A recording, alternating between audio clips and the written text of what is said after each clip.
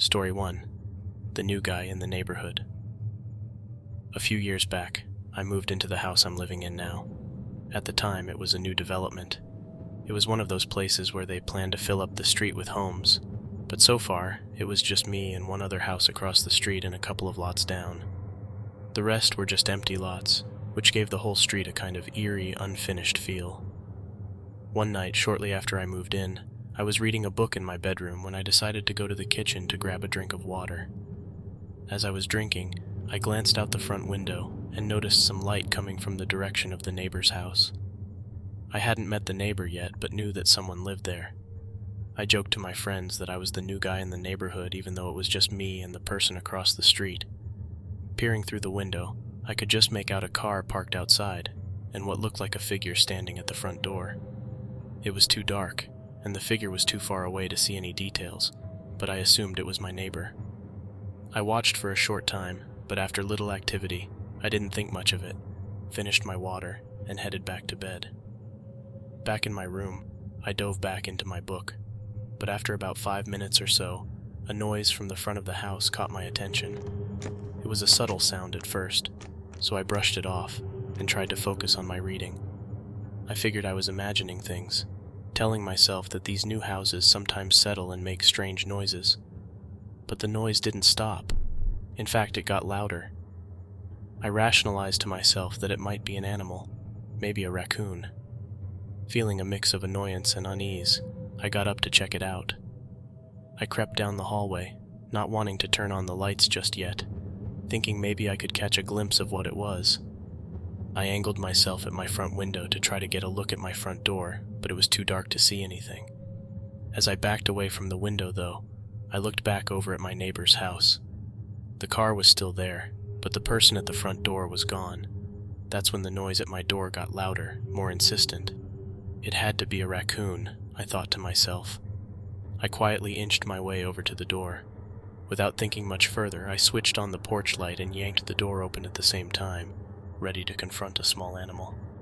But it wasn't a raccoon. It was a man, right there on my doorstep, his hand frozen midair, reaching for my screen door. We locked eyes, and for a moment, neither of us moved. The guy looked rough, wild-eyed, and desperate, like he was running on something more than just adrenaline. He had a look of surprise on his face, as I'm sure I did as well. Both of us stood there, as if each of us was calculating our next move.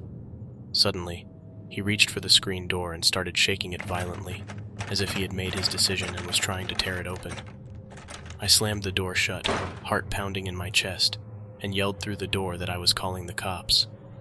As I backpedaled, I could see him through the window, running into the front yard, pausing for a second as if considering his options, then running back to the car in the neighbor's driveway. It was then that I realized that the car and man across the street wasn't my neighbor, but a man trying to get into my neighbor's house. I called the police, and they came out pretty quickly, but by then, the guy was long gone. They took my statement and did a quick check around the house and the neighbors. The man, whoever it was, had broken into my neighbor's house and then made his way over to mine.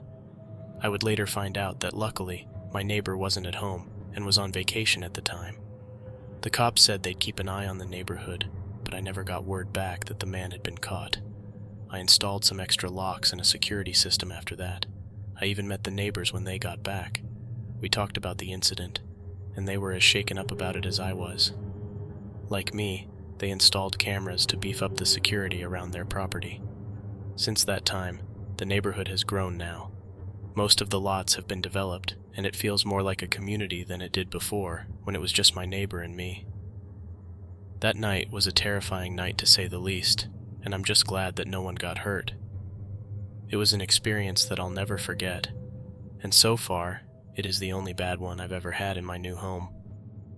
Hopefully it stays that way.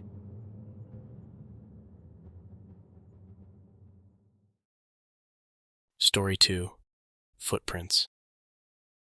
Moving into my first house in my early 20s was a dream come true. I'd spent most of my young adult life in a cramped apartment, so having an actual house, with a yard for Max, my faithful four-legged companion, felt like a breath of fresh air. Max, a hefty German shepherd with a usually calm demeanor, was my sidekick since college. but from day one in the new place, he acted odd, sniffing around and looking over his shoulder like some invisible boogeyman was always behind him. I chalked it up to the new environment.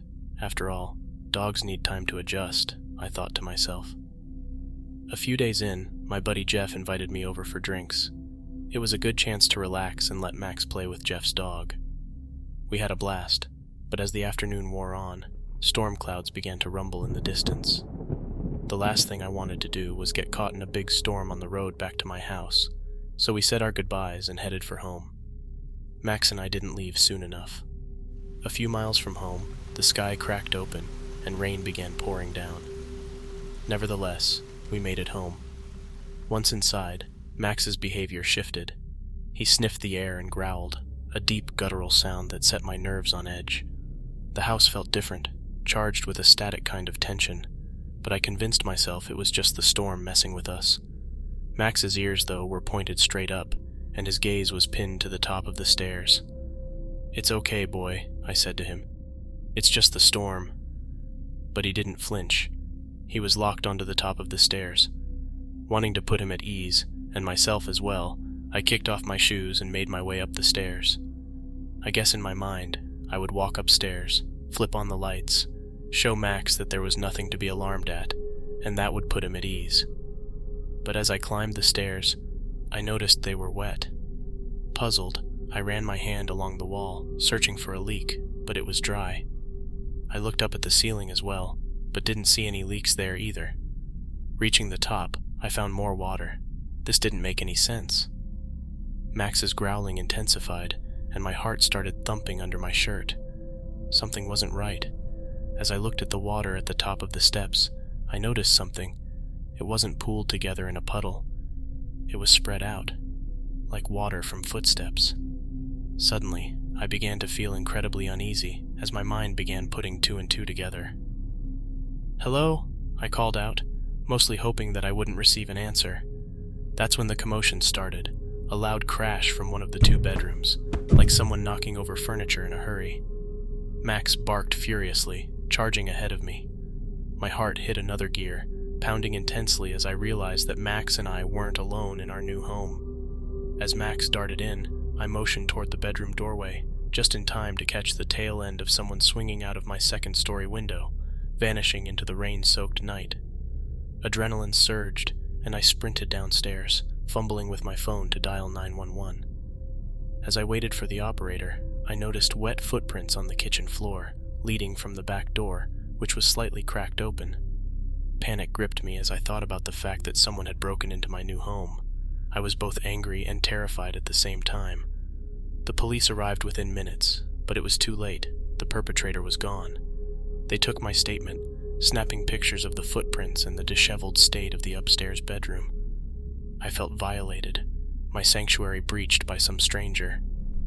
Weeks passed, and Max finally began to settle into our new home.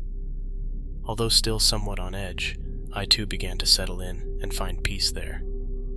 Then one evening I got a call from an officer who had taken my statement. They caught a guy, a serial burglar responsible for a string of break-ins around the area. The soles of his shoes matched the prints in my house. The relief was almost overwhelming. For the first time since the intrusion, it felt like Max and I could finally breathe easy. The house, once tainted by the intrusion, slowly morphed into the haven I had envisioned it to be. I made a few security upgrades, of course, reinforcing not just the locks, but also my peace of mind.